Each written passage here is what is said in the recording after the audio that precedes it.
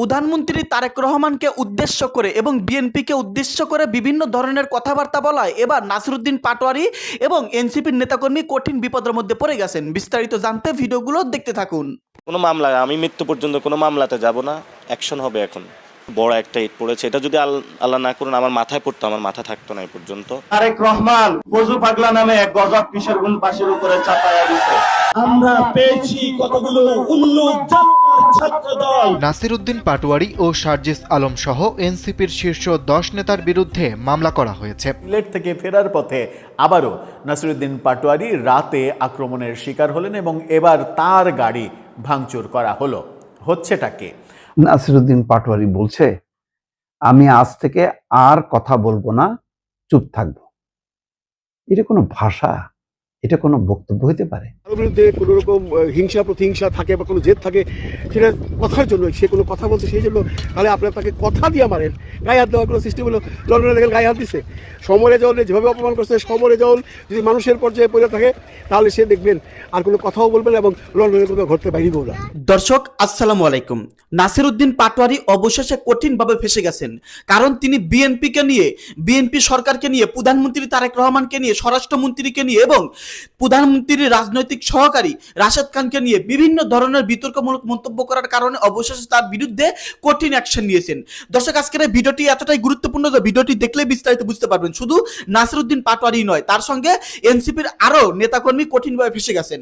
প্রিয় দর্শক শ্রোতা, তাদের বিরুদ্ধে সরকার কঠিন অ্যাকশন নিয়েছেন। আপনারা হয়তো অনেকেই দেখেছেন, বিএনপির প্রতিমন্ত্রী ইশরাক হোসেন এত বড় মিছিল বের করেছে যা 2024 সালের পর সেটাই হলো সবচেয়ে বড় মিছিল। এনসিপির এ পর্যন্ত এতটা বড় মিছিল বের করার ক্ষমতা হয় নাই।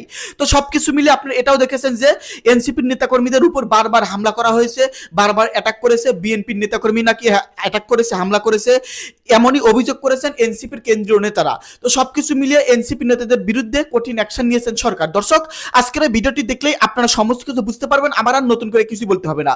প্রিয় দর্শক, বেশি কথা বাড়াবো না, সরাসরি ভিডিও ক্লিপে চলে যাই। আপনারা মনোযোগ সহকারে বিস্তারিত ভিডিওগুলো সম্পূর্ণ দেখতে থাকুন। নাসিরউদ্দিন পাটোয়ারি ও সার্জিস আলম সহ এনসিপির শীর্ষ 10 নেতার বিরুদ্ধে মামলা করা হয়েছে।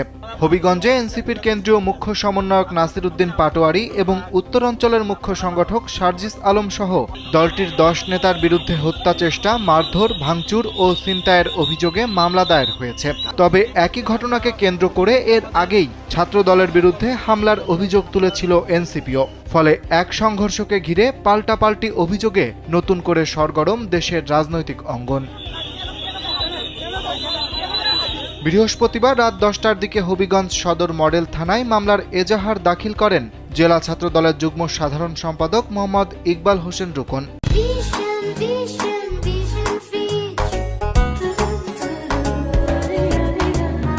মামলায় এনসিপির 10 নেতার নাম উল্লেখের পাশাপাশি অজ্ঞাত পরিচয় আরও 40 থেকে 50 জনকে আসামি করা হয়।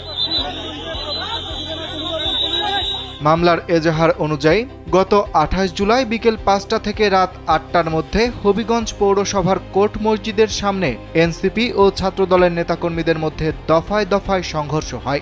অভিযোগে বলা হয়েছে, দেশীয় অস্ত্র নিয়ে ছাত্রদলের নেতাকর্মীদের উপর হামলা চালান এনসিপির নেতাকর্মীরা।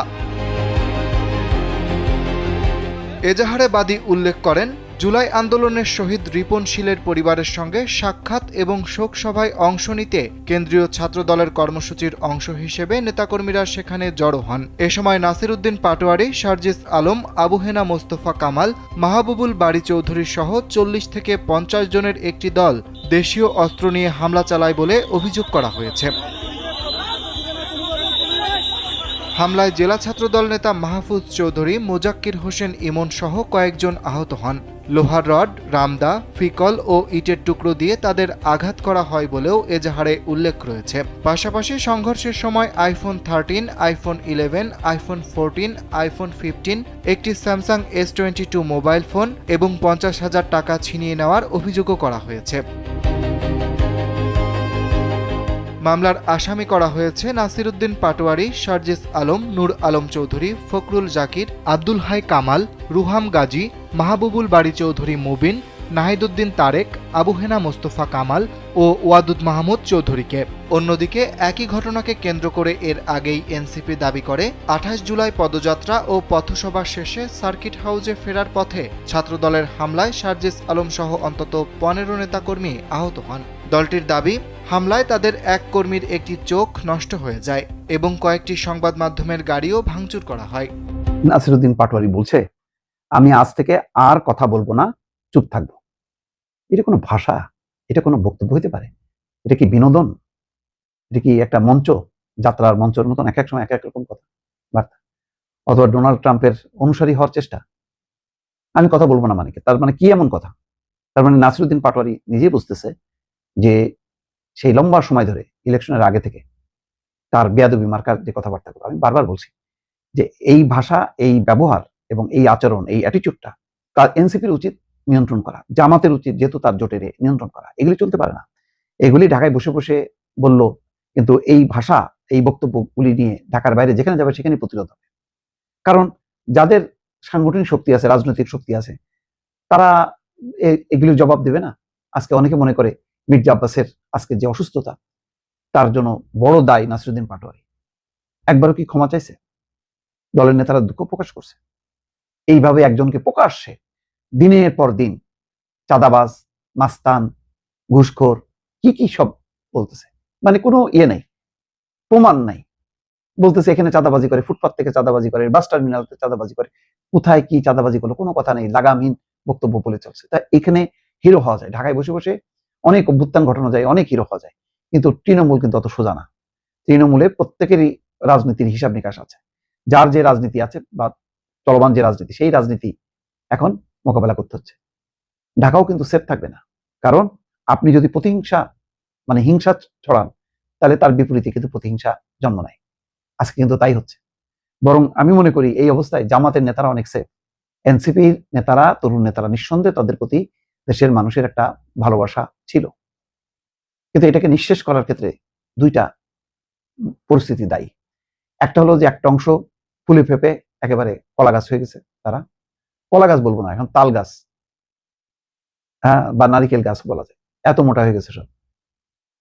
এই যখন অবস্থা, তখন আর একটা অংশ লম্বা লম্বা কথা বলবে। এটা কেউ সহ্য করবে? কেউ সহ্য করবে না। যার জন্য জবাব আসতেছে। আজকে দেখেন ওই যে সালাউদ্দিন আম্মার কত বড়, হ্যাঁ, সে একটা ব্যক্তিগত ঘটনাকে কেন্দ্র করে গোলযোগ, প্রকট অফিসে মিটিং হচ্ছে, সেখানে যে নাক গলায় একজনের পুরো এটাকে একটা রাজনৈতিক রূপ দিয়ে ছাত্রলীগের দোসর পিটাচ্ছে বলে বাস, বেলচা হাতে, বাঁশের লাঠি হাতে। এটা কি মাস্তানির জায়গা নাকি? আবার দেখলাম যে কিছু কিছু ইউটিউবার, আরে বাবা, নিজে এবার বেলচা হাতে নিয়ে সেটাকে সাপোর্ট করতেছে। এগুলি তো সন্ত্রাসের উস্কানি দেয়া, গোলযোগের উস্কানি দেয়া। আজকে কি হলো? সালাউদ্দিন আম্মার পারলো, দুজনকে তো জেলেও ঢুকাই দিল তারা, অ্যাম্বুলেন্স থেকে পিটাই মারছে। এগুলি কোনো সভ্য? এগুলি ঢাকা বিশ্ববিদ্যালয় ক্যাম্পাস, পাড়া মাস্তানদের জায়গা। তো আজকে কি হলো? সালাউদ্দিন আম্মার সহ 9 জনের বিরুদ্ধে মামলা হয়েছে। ভিডিও ফুটেজ দেখা গেছে কারা কারা মাস্তানি করছে আর কারা কারা করেনি। লাইব্রেরির মধ্যে ঢুকে পিটানো, এটা চলবে না। দেখ, আমি কয়েকদিন ধরে বলছিলাম আইনগতভাবে পদক্ষেপ হোক, কিন্তু এর মধ্যে নাসিরউদ্দিন পাটোয়ারি, তাদের আমি বারবার বলছি যে তাদের কর্মসূচি হওয়া উচিত। এই অধিকার তারা রাখে এবং এই অধিকারটাকে প্রোটেকশন দেবে লোকাল প্রশাসন এবং অবশ্যই রাজনৈতিক দল হিসেবে বিএনপিও দেবে। কিন্তু এই যে তাদের কেউ কেউ কারোর কারোর ব্যাপারে এত বেশি দলের নেতা কর্মী বা সাধারণ বিবেকবান, আমি তো ধরেন কোনো বিএনপির কোনো কর্মী না, নেতাও না, আমার কাছেও খারাপ লেগেছে। কেন? আমি কি এখন বলছি? আমি সেই নির্বাচনের আগে থেকেই বলতেছি, ভাই এইভাবে ভাষা, এইভাবে আচরণ, বডি ল্যাঙ্গুয়েজ দিয়ে কোনো ভালো রাজনীতির জন্ম হয় না।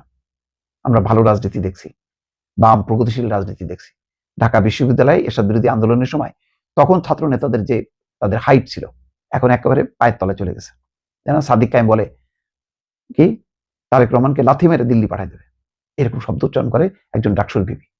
এখন নাসিরউদ্দিন পাটোয়ারিরা কঠিন পরিস্থিতির মুখোমুখি, বলতেছে এখন থেকে আর কোনো কথা বলবেন না, বরং দেখবেন পরিস্থিতি কোথায় গিয়ে দাঁড়ায়।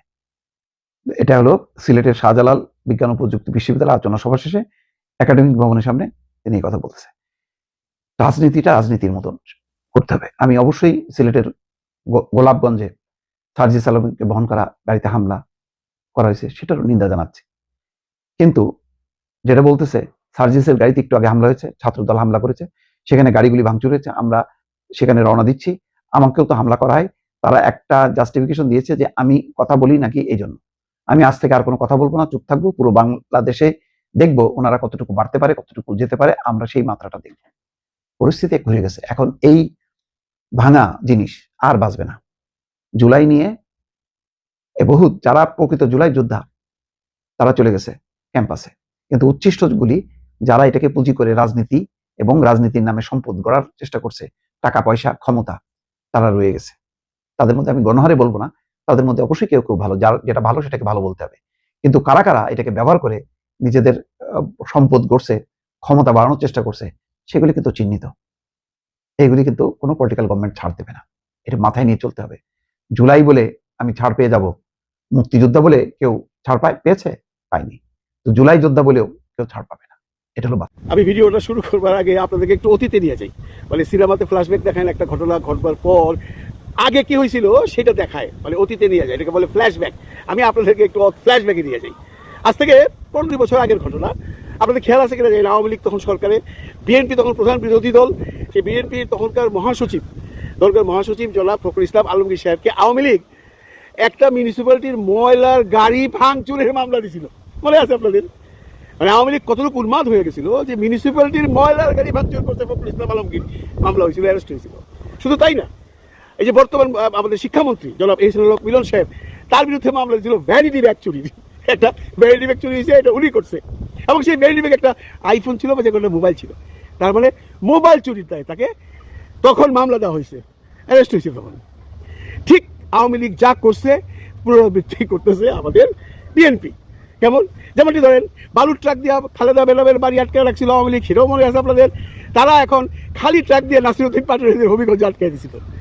যদিও বালুর ট্রাক তারা 3-4 দিনে 5 দিনও সরাইতে পারে নাই, কিন্তু নাসিরউদ্দিন পাটোয়ারি সেই ট্রাক 3-4 ঘন্টায় সরাই দিছে। দেখেন, আমরা এখন যে সিচুয়েশনটা দেখতেছি, এটা টোটাল মনে হয় কি আওয়ামী লীগের ফটোকপি। আওয়ামী লীগ যা যা করছে বিএনপি তাই তাই করতে চাচ্ছে। কেন বললাম? সাজিদ আলম নাসিরউদ্দিন পাটোয়ারির বিরুদ্ধে মামলা হয়েছে। মামলার এজাহারে লেখা হয়েছে হত্যা চেষ্টা, ভাঙচুর এবং মোবাইল চুরি এবং 50,000 টাকা চুরির দায়। তাদের দুজনের সাথে আরও 30-40 জনের নাম আছে। মামলা দিয়ে দিছে, হয়তো এজাহারও হয়ে যাবে এবং ফৌজদারি মামলা তাদেরকে হয়তো অ্যারেস্টও করতে পারে। কিন্তু পাশাপাশি দেখেন, এই যে ঘটনাটা হবিগঞ্জে যার এগেনস্টে বিএনপি মামলাটা দিল বা ছাত্রদল মামলাটা দিল, আমরা কি দেখছি? ছাত্রদলই তো পিটাইছে, তাই না? কারণ এনসিপির কারোর কাছে কোনো রকম অস্ত্র শস্ত্র তো ছিল না। আমরা তো স্পষ্ট তো ভিডিওতে দেখছি, আপনারাও দেখছেন। উল্টা তাদের বিরুদ্ধে মামলা দিছে, এবং সেটা হলো মোবাইল চুরি। ওই যে এহসানুল হক মিলনের মোবাইল চুরি। মানে ওই তো বললাম না, আওয়ামী লীগ যা যা করছে সেই পন্থাটাই বিএনপি এখন নিচ্ছে। ওদের নিজস্ব কোনো ইনোভেশন নাই, মানে আবিষ্কার নাই। পিটাইলো বিএনপি ছাত্রদল, যদিও তারা অস্বীকার করে। তাদের বিরুদ্ধে যখন মামলা দিতে গেলো তখন সরকার মামলা দিল না, বা পুলিশ তাদেরকে যাইতেই দিল না। বাহুবল নামে একটা ছোট্ট পুলিশ ফাঁড়িতে মামলাটা দায়ের করা হয়েছে, সেটা মামলা হিসেবে না, অভিযোগপত্র হিসাবে। ওটা এখন পর্যন্ত কি হয়েছে আল্লাহ জানে। যা শুনছি এখন পর্যন্ত কোনো মানে এজাহারও হয় নাই, বা এটা মামলা হিসেবে গৃহীতও হয় নাই। অথচ ছাত্রদলের কোনো মোবাইল চুরি এবং ভাঙচুর চেষ্টার মামলা কিন্তু অলরেডি নিয়ে নেওয়া হয়েছে। এইভাবে দেশ চলতে পারে? বলেন আপনারাই বলেন, এইভাবে দেশ চলতে পারে? এইভাবে কি মানুষ ব্যাপারটাকে সহজভাবে নেবে? মানুষ তো বোকা না। যখন বিএনপির মহাসচিবের বিরুদ্ধে ময়লার ট্রাক এর বিরুদ্ধে মামলা দিয়েছিল, বা এহসানুল মিলনের সম্পর্কে মামলা দিয়েছিল, তখন কিন্তু মানুষ হাসছে। তো যে দলই করুক, আওয়ামী লীগ করলে এটা বিশ্বাসযোগ্য হয় নাই। সেম জিনিসটা এখন হচ্ছে, কেউ বিশ্বাস করতেছে না, কারণ মানুষ তো ঘটনা দেখছে, তরতাজা ঘটনা। ছাত্রদলের ছেলেরা কি বেধড়কভাবে পিটাইলো নাসিরউদ্দিন পাটোয়ারি, সাজিদ আলম, সেই গাড়ির ড্রাইভার। এবং সবচেয়ে দুঃখজনক ঘটনা হইল আলিফ নামে একটা 18 বছরের ছেলের চোখটা নিয়ে নিছে। ভাই, আপনারা আলিফ সম্পর্কে জানেন কিনা জানি না, ওর ফাদার অসুস্থ, মা প্রতিবন্ধী, ছোট 2টা বোন আছে, ও টিউশনি করে আর ফ্রিল্যান্সিং করে যে পয়সা কামায় সংসারটা চালাইতো। কি হবে এখন এই সংসারের? দিবে বিএনপি? দিবে? তার চক্ষু দেওয়ার দূরে তার সংসারের দায়িত্ব নিবে না, কিছুই নিবে না। এটা নিয়ে কোনো আলোচনা সমালোচনা কিচ্ছু করছে না তারা। আলিফ ছটফট করছে, এক চোখ শেষ, তার বাম চোখ শেষ, ডান চোখে আবছা আবছা দেখছে।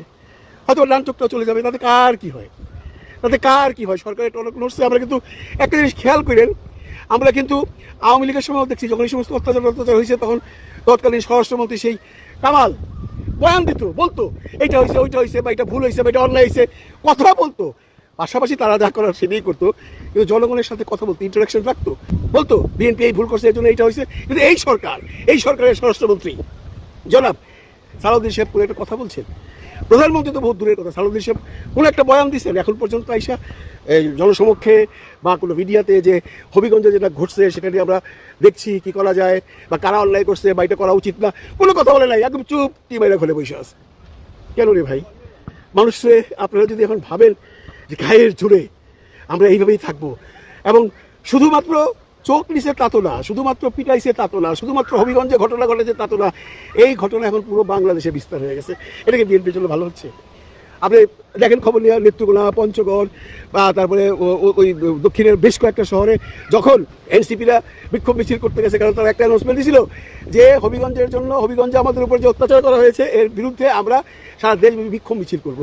যতগুলো বিক্ষোভ মিছিল হচ্ছে সব জায়গায় আক্রমণ হচ্ছে, সব জায়গায় আক্রমণ হচ্ছে, কিছু কিছু জায়গায় এনসিপিও পাল্টা আক্রমণ করছে। এই তো খেলা শুরু হয়ে গেল, খেলা জমে গেছে। কিন্তু এখন দুই পক্ষের সাথে মুখোমুখি হচ্ছে। বিএনপি যদি মনে করে যে আমরা এদেরকে একদম দাবায় রাখতে পারবো, তাহলে ভুল করতেছে। তারা পারবে না, তারা কি পারে না পারে আমরা 17 বছরে দেখছি তো রে ভাই। নাসিরউদ্দিন পাটোয়ারির দুইটা কথা সহ্য করতে পারেন না, আর তখন কত কথা বলছে আওয়ামী লীগের নেতা নেত্রীরা, সংসদে দাঁড়ায় বলতে বলছে, কিচ্ছু করতে পারেন নাই, টু শব্দটি করতে পারেন নাই। এখন আপনাদের শক্তি বাড়ছে, কারণ সরকার আপনাদের সাথে পৃষ্ঠপোষকতা করছে বা সরকার পৃষ্ঠপোষকতা দিচ্ছে। কিন্তু সেটা কয়দিন? কালকে একটা ভিডিওতে বলছে ক্ষমতা চিরস্থায়ী নয় ভাই, ক্ষমতা চিরস্থায়ী নয়। এই যে আলিফের ঘটনা যেটা ঘটলো, এটা নিয়ে সারা দেশে আপনারা সাধারণ মানুষের সাথে কথা বলেন, সাধারণ মানুষের কাছে যান, গিয়ে জিজ্ঞেস করেন তো তার অনুভূতিটা কি। প্রতিটা মানুষের একটি কথা, কেন ওরা কি করতে গেছিল? বিএনপি কেন এনসিপিকে পিটালো বা ছাত্রদল কেন এনসিপিকে পিটালো? এনসিপি তো কোনো মানে গভর্নমেন্টের এগেইনস্টে কোনো জনসভা করতে যায় নাই, তারা জুলাই পদযাত্রা করতে গেছে। সেইখানে আপনাদের যুক্তি হলো নাসিরউদ্দিন পাটোয়ারি কটূক্তি করে প্রধানমন্ত্রী সম্পর্কে, এই জন্য তাকে পিটানো হয়েছে। ভালো কথা, নাসিরউদ্দিনের পাটোয়ারির সাথে সাথে আলিফের চোখ নিয়েছেন, ড্রাইভারটাকে বেধরক পিটেছেন, ওকে।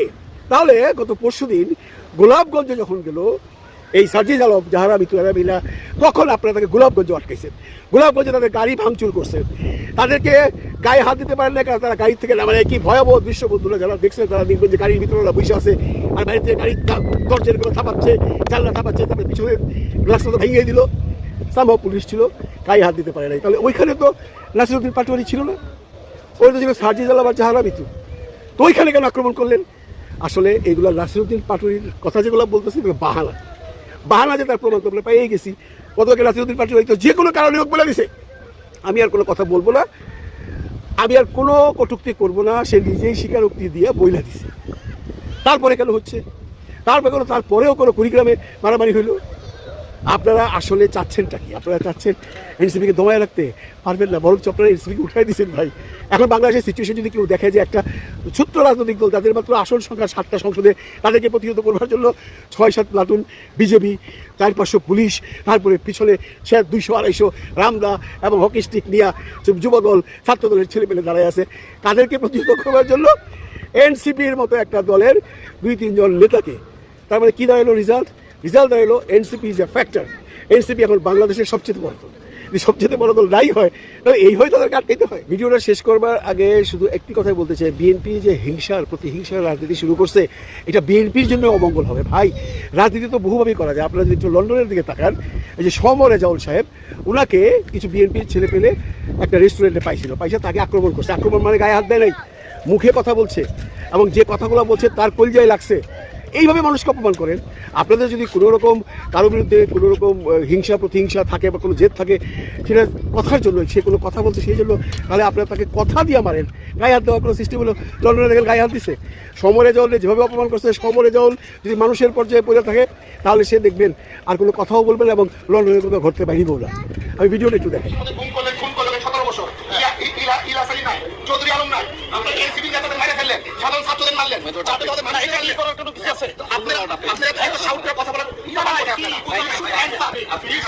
প্রিয় দর্শক, আশা করতেছি বিস্তারিত ভিডিওগুলো আপনারা সম্পূর্ণ মনোযোগ সহকারে শুনেছেন এবং দেখেছেন।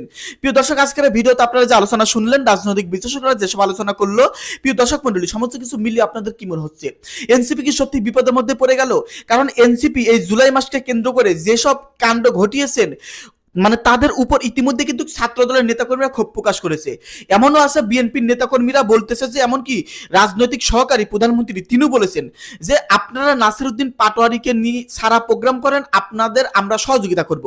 তার মানে নাসিরউদ্দিন পাটোয়ারি, বিশেষ করে নাসিরউদ্দিন পাটোয়ারি মানে প্রধানমন্ত্রীকে ইঙ্গিত করে বিভিন্ন কথাবার্তা বলে, এজন্য তাদের বিরুদ্ধে অ্যাকশন নিচ্ছেন সরকার। তো সবকিছু মিলিয়ে এনসিপি কি আরো বিপদের মধ্যে পড়তে পারে? কারণ শোনা যাচ্ছে ডিসেম্বরে শেখ হাসিনাও দেশে আসবে। তো যদি সত্যি সত্যি শেখ হাসিনা দেশে আসে তাহলে কারা সবচেয়ে বিপদে পড়বে, এনসিপি নাকি বিএনপি? কি মনে হচ্ছে আপনাদের? রাজনৈতিকের সমীকরণ কি বদলে যেতে পারে যে কোনো মুহূর্তে? দর্শক, সবকিছু মিলে আপনাদের মূল্যবান মন্তব্য ভিডিওর কমেন্ট বক্সে লিখে জানিয়ে দিবেন। প্রিয় দর্শক শ্রোতা, ভিডিওটি শেষ করছি এখানেই। সকলে ভালো থাকবেন, দেখা হবে খুব শীঘ্রই আবারও নতুন নিউজ নিয়ে। ধন্যবাদ।